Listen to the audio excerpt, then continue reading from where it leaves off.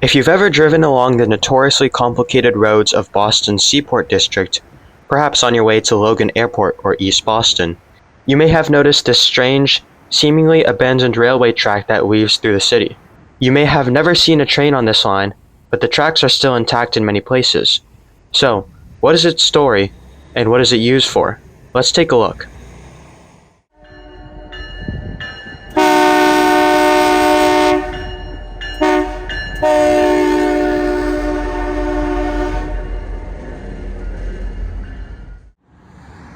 The track you are looking at is known as Track 61, also known as the Boston Terminal Running Track. Technically, one section is the Boston Terminal Running Track and another section is Track 61, but the names are used interchangeably. Today, the track seems out of place, snaking through busy roads, under buildings, and urban environments. However, to understand the history of this line, we must imagine a time when this area of Boston was dominated by railroads. Due to its proximity to Boston's seaports where freight trains could interchange with ships, and the vast number of industries, this area was covered in vast rail yards and tracks leading to them. Track 61 was part of this complex, with the first section having originally been constructed by the New York and New England Railroad in 1855. This section was originally not used as just an industrial branch, but instead as part of the New York and New England's main line into Boston. The New York and New England's main line followed the Dorchester branch, today the MBTA Fairmount line, then crossed the Old Colony main line at South Bay Junction. It then continued along what is today the South Boston Bypass Road, before turning west along today's Summer Street, crossing the Fort Point Channel into downtown Boston. In the 1870s, a branch was built off the existing track, leading to the waterfront. 1896 brought in a major change for railroads in this area. New York and New England trains coming from the Dorchester branch were rerouted along the Old Colony line into Boston, and they served a shared South Union Station, today just South Station. The original New York and New England line between South Boston and downtown Boston was removed, and the rest of the line became freight only. Freight trains used this line to access industries in the seaport, and as traffic increased, more tracks were added to the right-of-way and more yards built. It soon passed to the ownership of the New York, New Haven, and Hartford Railroad. The first half of the 20th century saw the peak of rail traffic to South Boston in the seaport. Track 61 saw additional traffic for military purposes to serve the Army and Navy bases at the waterfront. However, as ownership passed to Conrail and then CSX Transportation, military traffic and freight traffic began to decline due to the increase of competition from trucks. Many tracks and yards were abandoned as industries shut down or moved away from rail. Roads, buildings, and other developments were built around the track. The line was used to haul materials for the construction of the Big Dig and the Boston Convention and Exhibition Center, but afterwards, there was little demand for freight traffic. In 1997, CSX was permitted to abandon Track 61 from Summer Street to the waterfront. In 2006, after the last freight traffic dried up, CSX declined to continue pursuing freight service on the line and it fell out of use.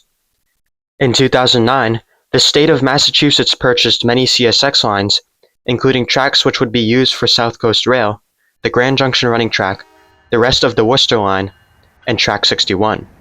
After CSX moved away, the state of Massachusetts continued to preserve the tracks and showed interest in restoring freight or passenger service. There were proposals for the restoration of freight service to Conley Terminal, an intermodal center. There were also proposals for diesel multiple unit passenger service to the Boston Convention and Exhibition Center using Track 61. However, the only project to reuse the line that actually got built was a test track for the MBTA Red Line, to be used to test the new CRRC subway cars.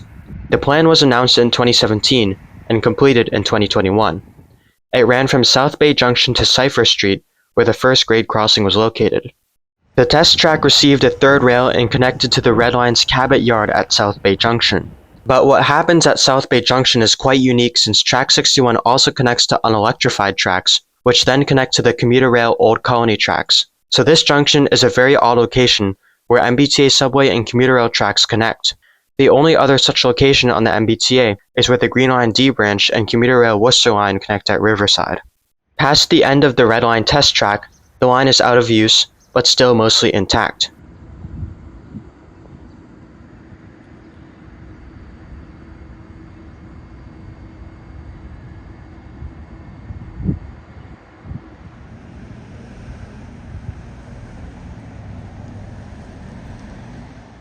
It runs along South Boston Bypass Road, then turns east along Hall Road below grade.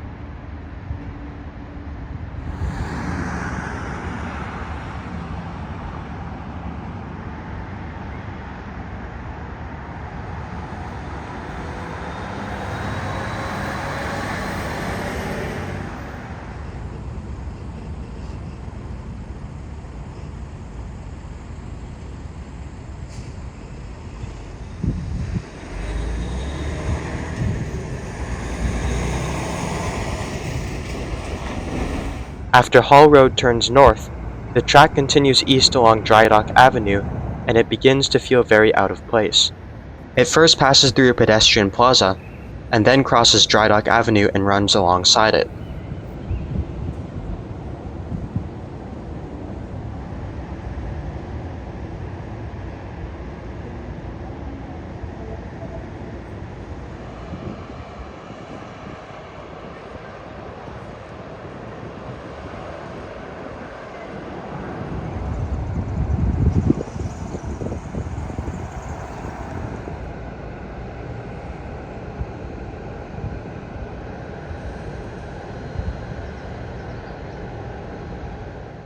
The line then runs through parking lots beside buildings, with some cars parked over the tracks.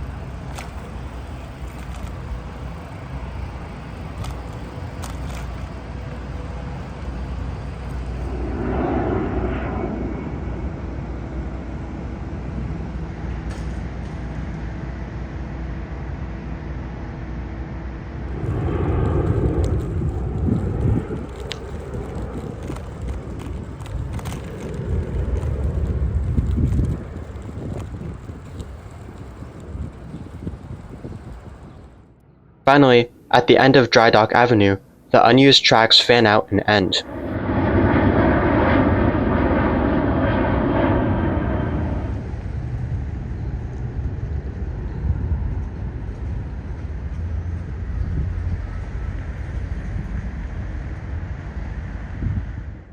With that, we end this tour of Track 61, one of Boston's last remaining, mostly inactive industrial tracks. Track 61 is symbolic of Boston's industrial past and the last remnant of the vast rail yards that used to cover Boston's Seaport District. While the line is technically not abandoned, it has been inactive for years, aside from the Red Line test track. The future of this line is uncertain, with some interest in restoring passenger or freight service, which I certainly hope will happen, but that remains to be determined. As always, thanks for watching, and I'll see you next time.